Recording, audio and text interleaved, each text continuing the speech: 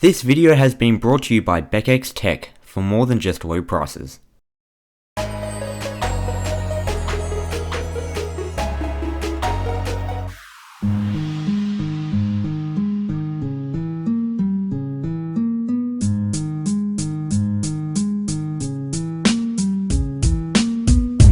This is the Samsung Galaxy S6 Edge, and before I start I want to explain this review. This review will be a review of both the regular S6 and the Edge in one.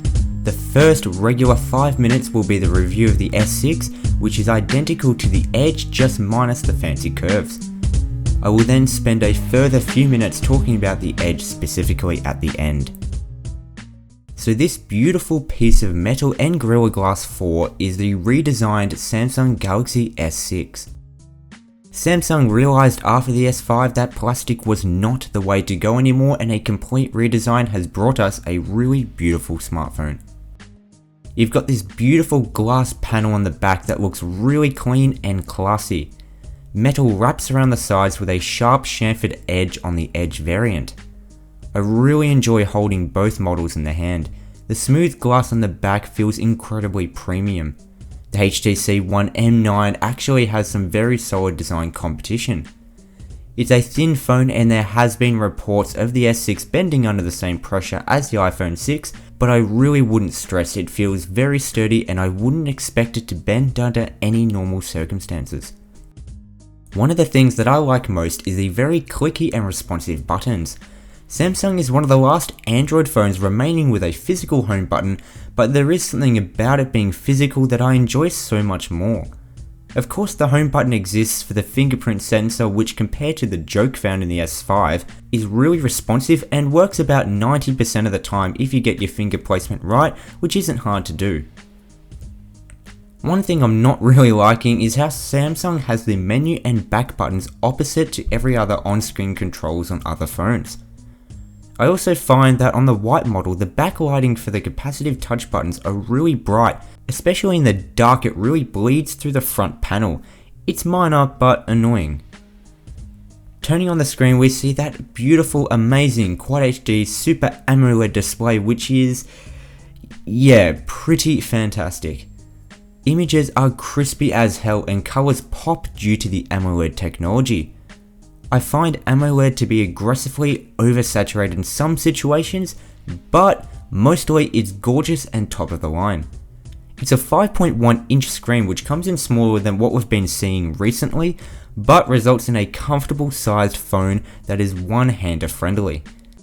It's got roughly the same footprint as the 5.5 inch screen LG G3. I don't really need to tell you that Samsung's flagship smartphone is fast. Samsung has always produced absolute powerhouses, and the S6 is no exception. The UI is ultra snappy and switching between apps is fluid. You have the option of running apps in a small window that you can resize and move around the screen. I'm not really sure who would need this feature, nevertheless it's probably the best example of the S6's power capability. Now, to transition between power and the camera, let's have a look at how quickly double tapping the home button opens the camera. Let me do that again. That is amazingly fast. No other camera I've tested even comes close. Appreciate this. So the camera? I'd say it's pretty incredible. Couldn't ask for much more. You've got a 16 megapixel sensor with optical image stabilization. Everything is improved over the S5, and on the Android side, the S6's camera takes the most professional photographs with fantastic white balance and color reproduction. The camera doesn't just take amazing pictures, it takes them lightning fast with speedy autofocusing that only falls second to LG's laser autofocusing.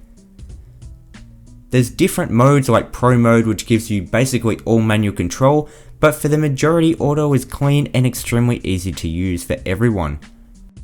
The S6 runs Android Lollipop, but you wouldn't really notice it suppressed under TouchWiz. Samsung has made an effort to declutter and simplify TouchWiz, and look, it's not a terrible skin, most people enjoy it, it's just not as friendly as stock Android and still has some gimmicky features. It's certainly not the worst and it has improved for sure, but if you can flush stock Lollipop, I think you'll enjoy it more.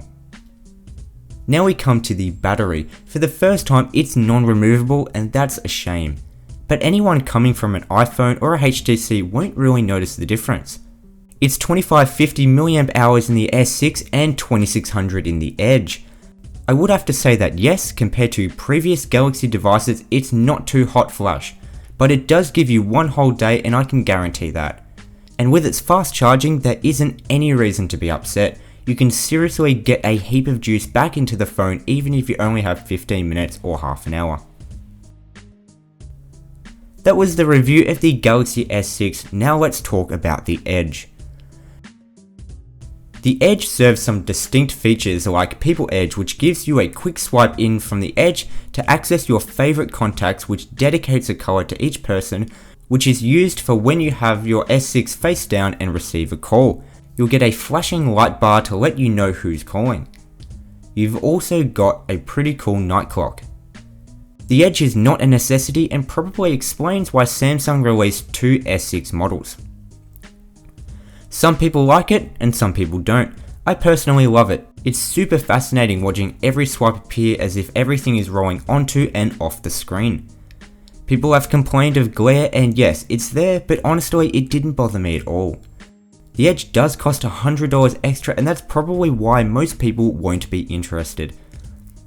If extra money isn't a concern, then I believe you should get the Edge. It subtly immerses your experience and makes simple things like swiping left and right feel a whole lot different. Distortion is a problem and you definitely notice, but it is more a weird thing to get used to rather than a disadvantage. My apologies for the length of this video, but there was definitely a lot to cover. You can find the Galaxy S6 and S6 Edge in all its glorious colours at BecexTech.com and hundreds more devices. This has been Alec from the Quick Review, bringing you a review of the Samsung Galaxy S6 Edge. Thanks for watching, and I'll see you in the next review.